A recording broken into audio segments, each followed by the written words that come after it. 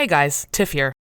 Kaya, Aisha Roll's literal lifeblood and our beloved commander, is dealing with her province being on fire. Yay, wildfires. Please enjoy these reruns until we can resume our regularly scheduled programming. Correctly with the correct amount. D20 Radio, where gamers roll. www.d20radio.com.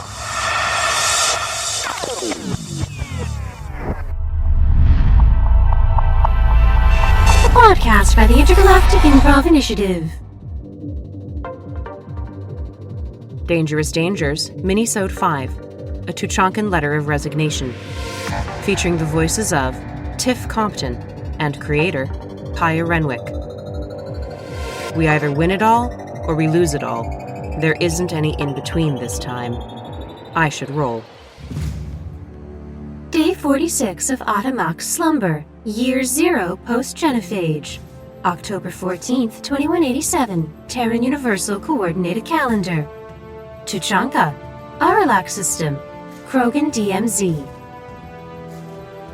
Late 2187 in the Terran calendar finds Tuchankan in its normal state of dusty chaos. The war ended most of a year ago. A whole bunch of the active Krogan warriors were on Earth or elsewhere in the galaxy when the relays went down. And no one knows why. Because with the relays going down, so did all of the extranet. There has been no word from anything outside of the Aralakh system for quite some time now. Erdnot Bakara has been keeping order through a judicious combination of yelling at people, talking to people, and knocking people's heads together, and sometimes knocking people in the head, in good Krogan fashion. All-out chaos hasn't quite broken out, in that there are still people living on Tuchankan. But the situation has gotten pretty grim. Despite the genophage being cured, there are new babies being born, but there is a general lack of resources, and things are starting to get a little dicey by the time we roll around. Except that about 12 hours ago, give or take, a commandeered Turian fighter swooped into orbit, and the very excitable young Krogan that landed a little awkwardly. The wing might need a little work, but that's fine. Ran up to Bakara and said, "The relay is back online." This news has spread like wildfire on Tuchankan wood if there was any foliage left to burn. And that news has reached the ears of one Ravanor Vraga. What is she up to right now? Hearing about it just in passing, she's, just a couple shaman sisters talking about it as she's walking by, obviously makes her stop, and all of her plans kind of come to fruition in her head at once. It's like this is the time. It's happening. So she was on her way to do some such task, but that is no longer her priority. She is now making a beeline for where she can find Bakara, wherever that would be. Okay. So let's nail down a couple of things here. Vraga, is she still functioning as a shaman at the moment? Or did she hang up that mantle when she became a mother? So, that's actually, I never thought about that, but that's a good question. Because, you can be both at the same time, but I feel like after she became a mother, it would have been more just staying with the female clan for the sake of her son. Mm-hmm. So I feel like it had been known for a while that her heart wasn't in it when it comes to being a shaman. Sure. So once she became a mother, she just sort of did what she had to do. To save face, I guess. Sure. How long has she been a shaman? Geez, I'm gonna say the better part of a century, I would say. Because her being, what did I say, 450? Yeah, 450 something. What I said. Yeah. Yeah, I would say a better part of a century, and most of it was on the. She was kind of pressured to follow in family footsteps. Okay. So, one more question: how old is her son? I was going with between 1 and 2, very, very young. Yeah, Okay. like born just after the genophage was cured. Yeah, well, the genophage was cured in November of 2186. It's now October of 2187. Okay, yeah, so then just under a year. Okay. Yeah. Okay, so she got it over with pretty quick. Yeah, she did. Okay. She's I made a couple notes about that, actually. The fact that as soon as it happened, she went up to Clan Ravanor's leader and was like, all right, let's just get this done. I'm out afterwards. Oh, I love that. Okay. So yeah. Okay, that makes me laugh. I believe it's canon that the clans all have their own territory. And so Ravanor territory is some distance away from Urdnot territory. However, I also believe it's canon that up until the genophage was cured, all of the females lived in the female clan. Yeah. And so, would Ravanor... So, did Vraga go back to her birth clan, do you think? What I had thought was... So, she was definitely living in the female clan before the genophage, and then once the genophage was cured, she went back to the Ravanor clan lands to do her feminine duty, and then once she became pregnant, she went back to the female clan. So then I think the name I picked for that was the Kelfa. I think it's the Kelfa clan. Okay, so you were going from the former female clan territory, which is currently populated with all the ladies who did not want to go back to their birth clans or to whatever clan they wanted to, because really, who's going to argue? Exactly. And how are you getting there? Are you commandeering a Tomka? Are you humping it? What's your plan? So, where would Bakara be right now? Bakara would be in Urdnot territory. In Urdnot territory, yeah. Okay. That big-ass stone throne that we go and see Rex at all the time in ME2, she's right there. Yeah. Okay. So, yeah, she would definitely hoof it towards... Because there are definitely... I know that there are vehicles that allow male Krogan to come to and from to do their, duty. Mm-hmm. So she would definitely be looking to grab one of those. There's a name for that. Tomkas. One of those vehicles. I can't remember what the... Yeah. That's Tomkas, what it is. yeah. Thank you. She would grab one. Definitely. And I guess... I don't know. Would I have to roll something to do that? Fine. Without I being don't seen? know. I don't know. Okay, cool. I don't think anybody argues. It's like, you're taking a Tomka? All right, fine, whatever. Try not to die. Yeah, I feel like at this point, she's someone sees her doing something, they're not really going to argue because she's seen her in the training room. Yeah. So she would grab one of the vehicles for sure and immediately make a beeline towards Urdnot territory. Okay. What's she thinking about on her way there? We'll say it's like a couple of hours. And it's... I mean, the Reapers did hit Tuchankan. And also Tuchankan was kind of a wasteland to begin with. And so it's a mess, right? Nothing's growing. Everything is destroyed. People are trying to eke out whatever existence they can, but it's not a great place to live right now. So what's on her mind as she drives to Urdnot territory? So the reason she has wanted to get off Tuchankan for so long is because she wants the future to be better for Tuchankan and for everyone on there. So I guess what she's thinking as she's driving is Bakara's not going to be able to refute my logic. There's no way she's going to see me leaving as a bad thing. I only want to make the future better for my child and for every other new Krogan child. And to raise the Krogan up to where they should be in galactic society. Awesome. Okay. All right. Vraga and her Tomka trundle into Erdnot territory. There's obviously a checkpoint because, of course, there is a checkpoint. Think Krogan border security isn't a thing. Krogan border security is definitely a thing. And so you come up to said checkpoint where a grumpy-looking Krogan is manning it with a shotgun that has definitely seen better days.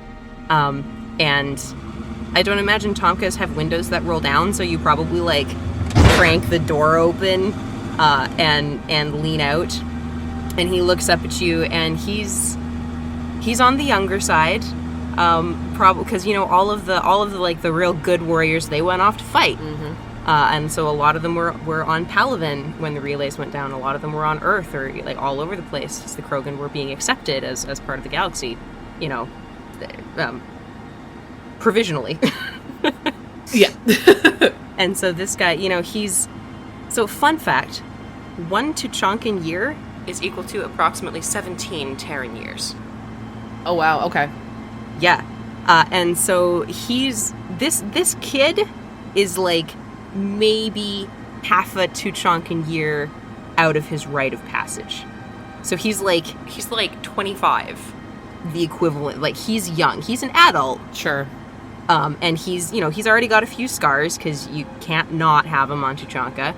And he obviously knows how to use his shotgun. But to you, little baby, cute little baby, stupid little baby, know. Barely not, barely out of the egg. Pretty much. And so he looks up at you and... Does Vraga wear the veils? Or no? Not anymore. Okay. She used to. Okay. At the beginning, but not anymore. She is in her regular purple and gold. All right, she's in her hard suit and her armor. Okay.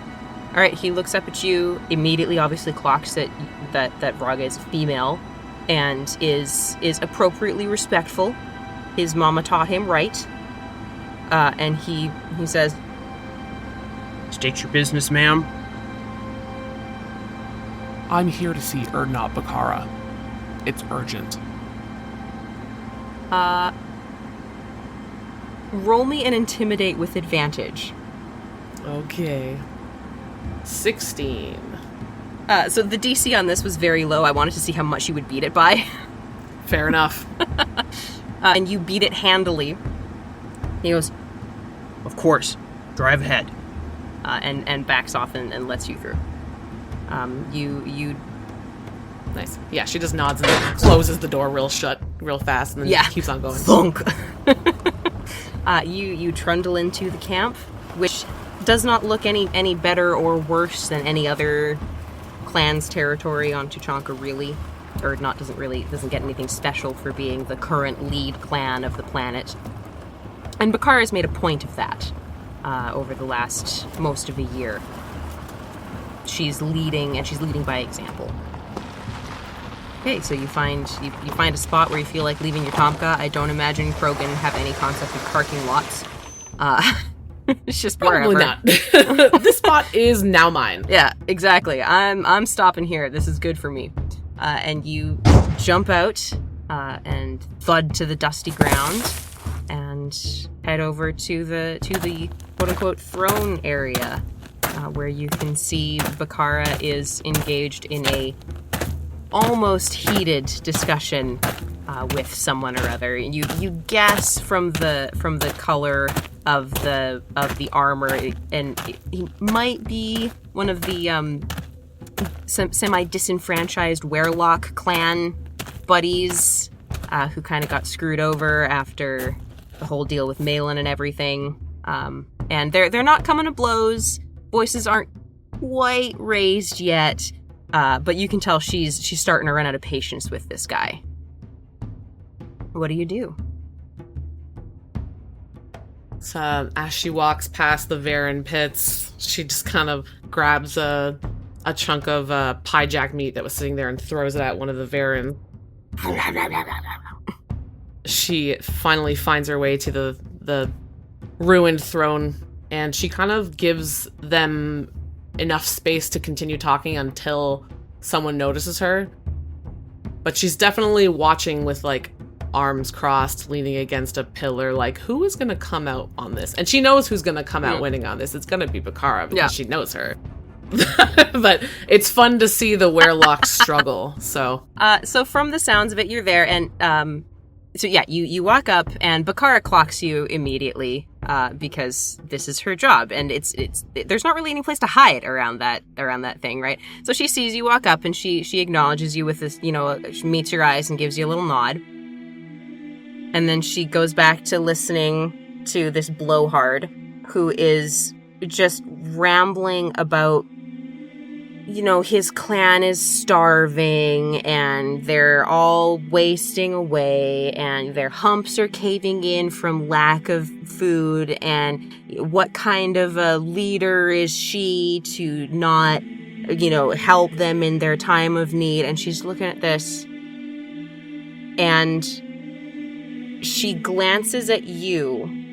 And so I'm going to give you an opportunity here to basically do a quick time event of your choosing, if you so desire. So this is like, the Paragon or the Renegade interrupt on screen. If you want it, go for it. Yeah. If you don't, just you can let it pass.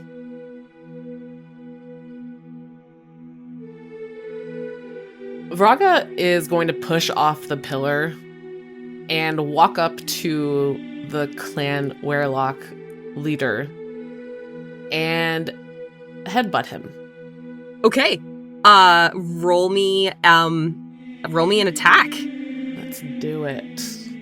I want to say that's probably, depending on how many levels of I think fitness or master, so it'll start at 4d6 because all Krogan are proficient in headbutting. So yeah, my fitness makes my fitness makes it be 64 Love melee it. damage roll. So 64.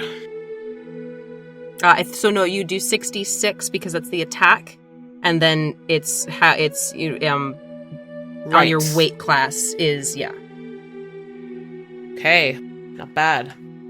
Okay, so that is a critical success plus 2 mixed successes. Hell yes. And so with a Krogan headbutt is, I believe, heavy or major damage, and so that's it's a decent amount. You've headbutted a few people in your time. You know how to make it hurt. Yeah. And so you get in his face and you lean back, and he is like between words when he clocks you, and you see in his eyes the progression from "get out of my face, you oh shit, you're a female," to "oh, I'm fucking dead." And then it is crest to crest, thunk, and he stumbles back, clutching his head. And I mean, you haven't done him any major damage. He's an old guy. Like, he's got regeneration in spades, but you have seriously bruised his ego. No joke.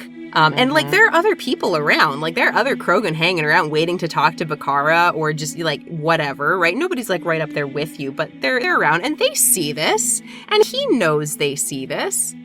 And he clutching his head, or hand to his head, looks up at Bakara to see if she's like whose side she's on in this.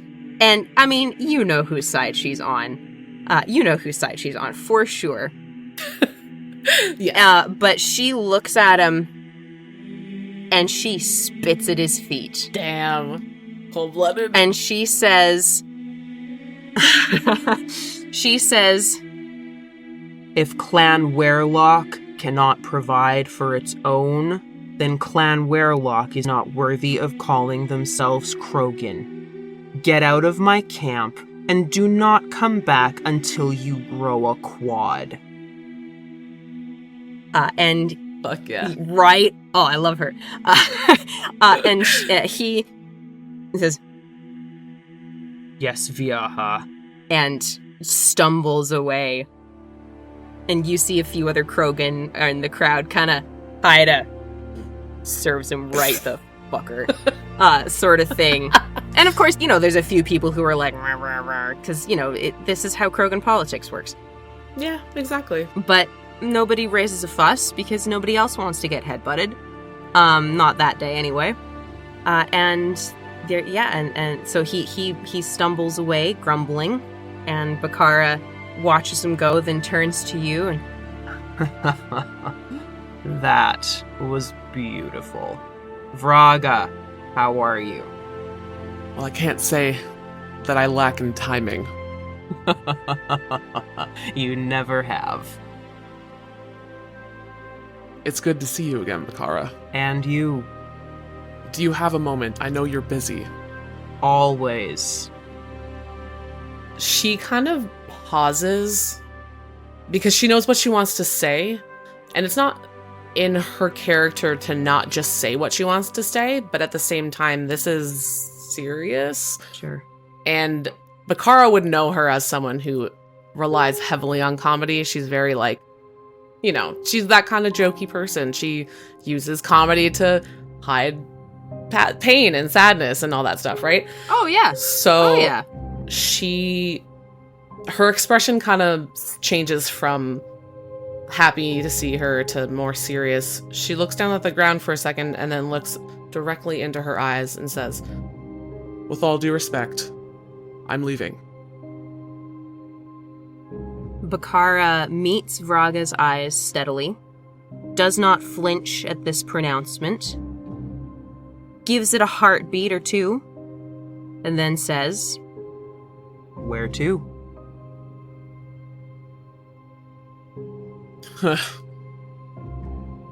Well, wherever the credits are flowing. her brow ridge sort of arches a little bit. And she says, Of all the things I could see you doing, being a merc was not high on the list. I'm missing something here. I'm not in it to get rich, Bakara. We need resources. Tuchankan is not going to rebuild itself. And while we may have the manpower to make it happen, we do not have the credits. I heard that the Aralakh relay is now up and running. It is. It seems the appropriate time. she listens, she nods, she says, Very logical of you. I can respect that. Hell, some days I wish I could follow you. But no! she kind of looks out at the crowd. I'm stuck making sure these idiots don't kill themselves. And a few of them kind of like awkwardly turn and avoid her gaze. She turns back to you and says, You're absolutely right. And your foresight is something I wish more of our people had. You know as well as I do that we have nothing to offer you to support you. I can send you with my goodwill and a promise that once the galaxy gets its shit together, I'm behind you.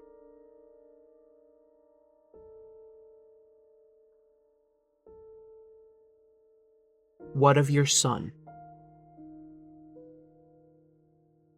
The moment that she brings up her son, she kind of stiffens a little bit. Her posture becomes a little more straight and almost uncomfortable. Mhm.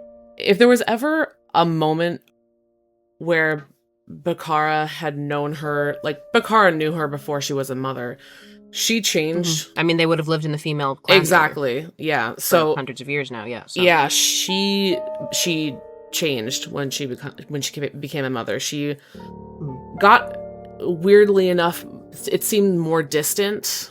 Like she wasn't sure how to be a nurturing person. It's almost, I kind of, in my mind, likened it to some sort of Krogan postpartum depression. You know what I mean? Sure. I absolutely. Yeah. A species. So here, how many miscarriages has Vraga had? How many stillborns? Yeah, and that's the thing. Like, that's the thing I've thought of a lot. Yeah. Yeah. And another thing that kind of led to all of this, like, along with the miscarriages, all of the, you know, not trysts, but like arranged pairings with these males has really made her jaded when it comes to traditional relationships. Totally. So her interest in Krogan males is non-existent now. Fair enough, man. So, yeah. That's just kind of one factor in what makes her the way she is, you know? Sure, yeah. So you said she stiffens up, she gets uncomfortable. Yes. Does she say anything? You can also insight check Picard at, like, to figure out why she's saying this.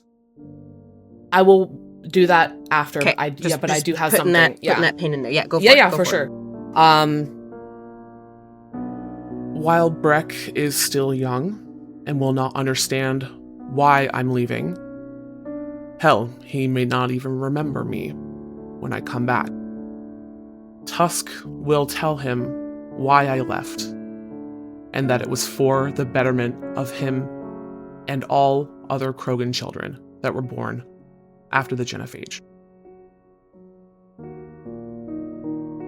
Picard nods. So you're leaving him with Clan Ravanor, then? I have spoken to Tusk regarding this, and he is well aware of my intentions. I just need to tell him what time, when I'm leaving.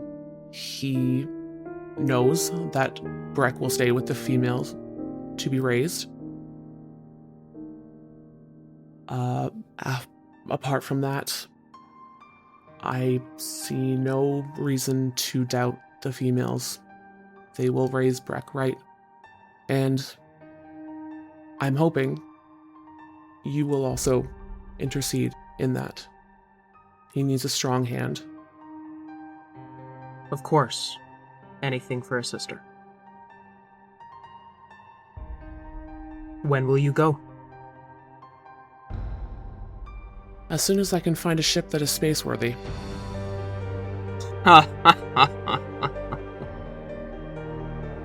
Her eyes shift off to the horizon, and she says, Well, there's the Turian fighter that came in today. If you can fix it up, you're welcome to it. Didn't that come down and smolder? It's no worse than some of the Tomkas around here. You can tell she's joking. Like...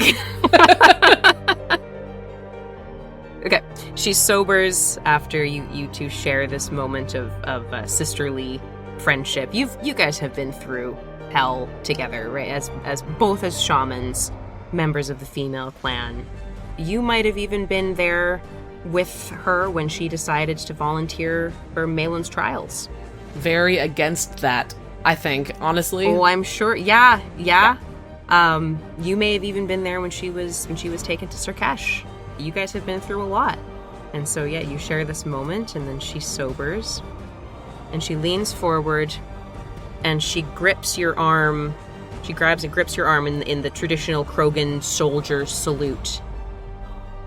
Not the shaman's way of greeting each other, but the soldier's way.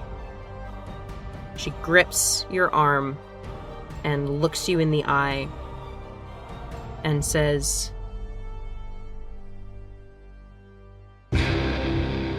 I know Mother Adamak will be with you always. You are one of the wisest Krogan I have ever met. For this journey, I pray that Father Aralakh will give you every ounce of kick-ass strength and take no shit that he has given any Krogan. And you go take that galaxy by storm. She grips your arm one more time and pulls you in for a forehead to forehead, sort of like a one step back from the head butt, like the head clunk sort of thing. And what does Vraga do? It doesn't go unnoticed the fact that she gave her this soldier's welcome and sort of like what passes for a Krogan hug. It gives her that one extra push that tells her she's got her back. Bakara completely understands and supports her. And whatever passes for emotion, for like a happy, cry sort of emotion with Krogan, kind of her eyes sort of glaze over slightly. She says,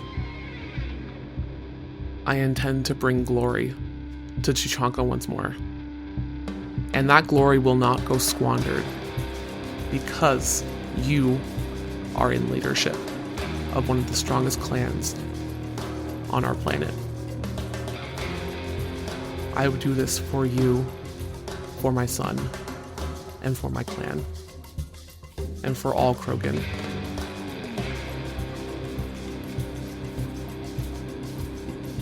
She listens to this, keeps a good grip on your arm, and does like a and lets you go. Vraga turns back towards Bakara and she kind of smirks and says, By the way, don't let the males name our children anymore. Breck is simply an utteration that Tusk made after drinking way too much Sovak juice.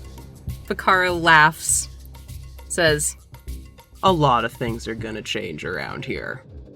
Now get the hell off my planet!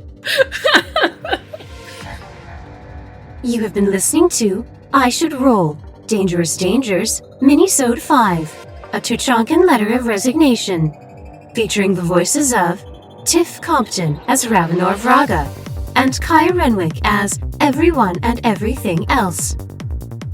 Music and sound effects are used under Creative Commons or royalty-free licenses. For the extended credits, please see the show notes. And for more information, please visit ishouldroll.com. Find us everywhere on social media at ishouldroll, and don't forget to leave us a review. I Should Roll is an Intergalactic Improv Initiative production. This fan podcast is a transformative work and is not affiliated with Electronic Arts or BioWare. Thank you for listening. Have a pleasant day. Hi, Kaya here. Thanks for listening to I Should Roll. We love having the opportunity to explore an entire galaxy's worth of stories, whether they're funny, serious, or anything in between. If something in an episode resonates with you, we want to hear about it. Comment on our Instagram or find us anywhere else on social media at I Should Roll. We can't wait to say hello.